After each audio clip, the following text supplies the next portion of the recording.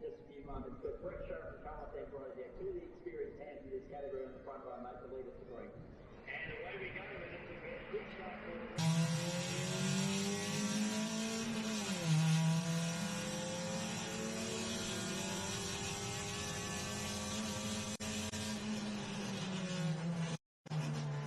move away from Dean Hills by 3 car lengths already. Then we go back to Zane Rhodes. Behind them is Jack Caiulo, and then the first of the Charnley cars, car number 51, and the second of the Charnley cars, car number 4, have got in front of Moore in car number 16. Single file now as they head through the long left-hander up and over into turn number 5. And we go on board. I'm trying to work out who that is. That's car number 61.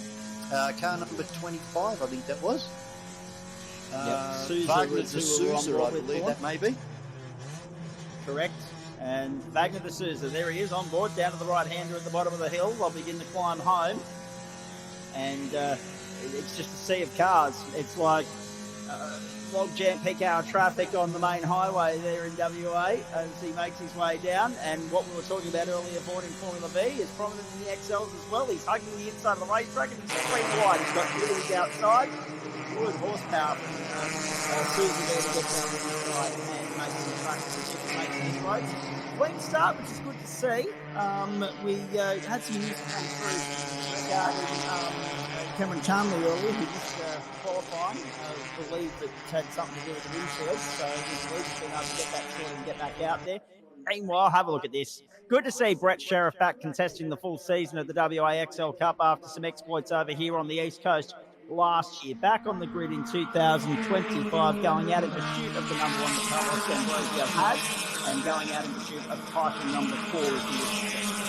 Yeah, it looks like Jack Caiulo has managed to get in front of car number 53 of Dean Hill as they went through turn number 4 and 5. But it's Ambrosio right in the boot lid of car number 514 of Brett Sheriff. Brett is a ex-champion in this particular category as well, and Ambrosio looking very, very threatening here. You can hardly see his car. He's tucked right into the boot lid of Brett Sheriff as they come down into turn number 7, but there will be no room for an overtake on this one. Let's see who gets the better exit, and it's equal as they the distance between both of these cars stays the same as they come down into the entry into turn number 7. And interestingly enough, Ambrosio not looking to put a pass on Sheriff just yet, as this is a 12-minute plus 1 lap race. So still a long way to go here, and Ambrosio just sussing out where Brett Sheriff's car is strong and where he may be able to put a pass on a bit later on in this event. Minimum 6, possibly 7 laps still to run here, Vaughan. Long way to go, particularly in XL racing. And we've seen many times in the past that you don't want to be the race leader going into the final lap. Ambrosio will be happy to just sit there and wait for his moment. Not that Brett Sheriff's likely to present him with a free gift of an opportunity.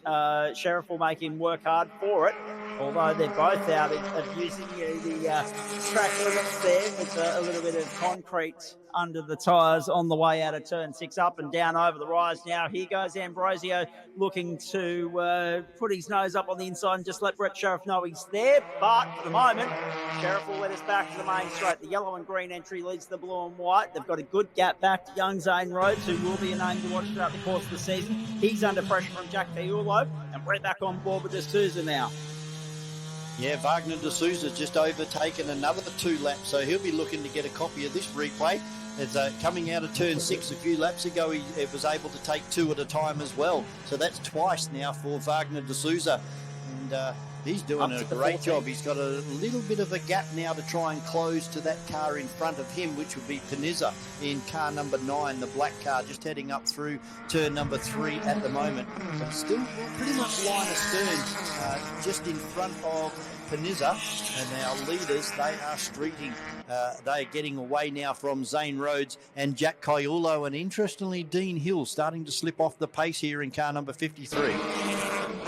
Caiulo's punched out the fastest run of the race as well, mate. 1 minute 12.4863. Very nicely done in the early stages, but what they don't have is track position. That belongs with Sheriff and Ambrosio, and both of them are aware of each other's game and racecraft here as we pick up the 73 and the 7, that battle for third that I was just referencing. Zane Rhodes one of the great junior up-and-comers in this sport. And Ambrosio's got his nose in front of Sheriff on the outside on the run to turn one.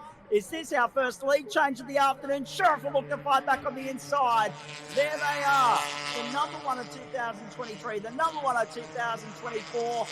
All out, guns blazing, elbow out racing in the opening stages of the 2025 season. And then it is Sheriff holding on for the moment. But Ambrose has had his first sniff at leading the way, albeit to be denied by Sheriff with, what have we got, 3 minutes left on the clock. Anyone's guess who's going to win this one. Practice is so critical.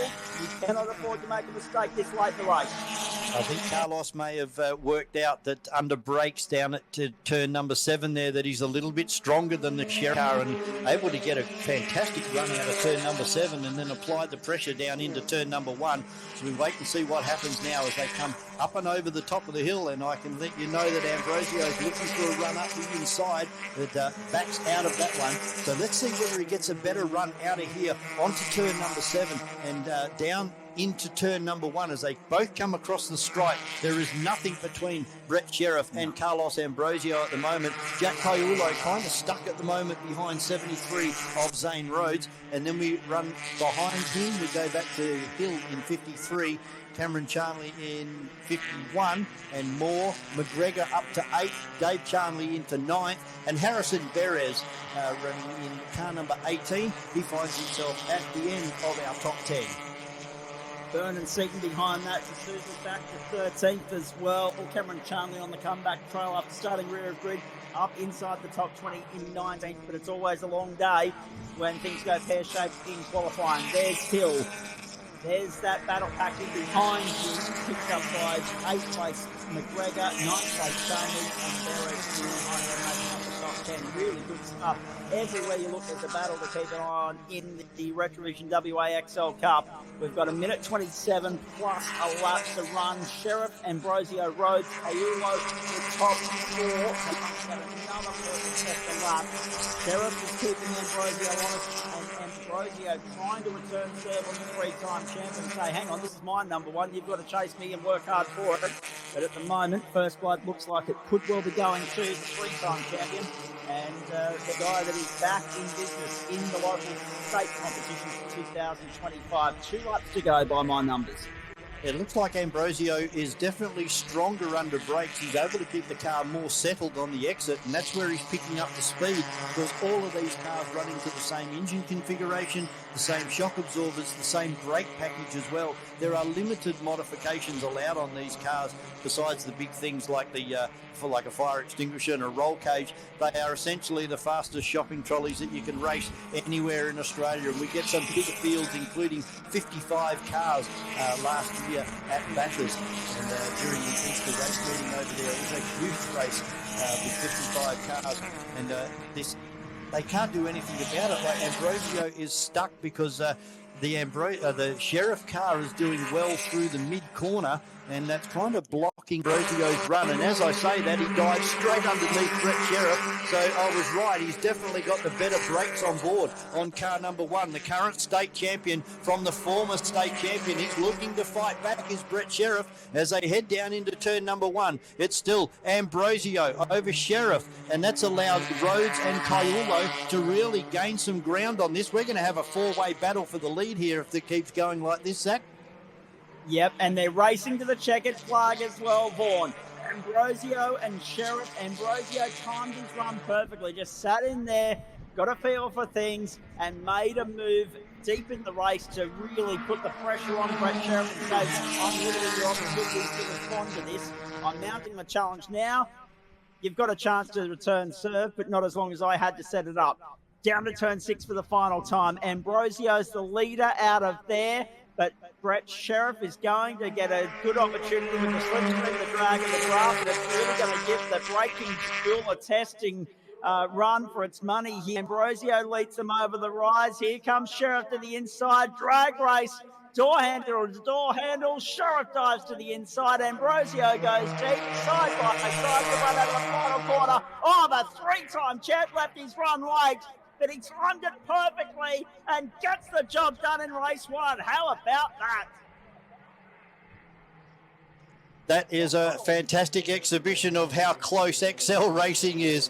A big field of cars, and we've gone from lights to checkers without a delay or a stoppage. So fantastic driving from all of our big field of Hyundai XL drivers here, racing for Retrovision this year, and we welcome Retrovision on board motor racing here in Western Australia. But a very deserved win from the 2023 state champion in Brett Sheriff over the 2024 champion by 0.13 of a second. It doesn't get much closer than that. In third place, Zane Rhodes, a great drive. Jack Kaiulo also moved forward and he takes out P4. Moore in 5 and Dean Hill takes out P6. Charnley in car number 51 for 7th. Stuart McGregor, and I've been saying that he swapped to Petters. That's the other McGregor. We've got a Stuart McGregor and a Steve McGregor. So we got Stuart McGregor in the Petters car and Stephen McGregor in the Napa Autos car. So keeping the same sponsors for 2025 as we go on board for the final part of this journey with Wagner de Souza. And he would absolutely be stoked with that run. Started back towards the rear of the field and has charged up to P11. And good to see that the curse of the race cam has not kicked in on that one.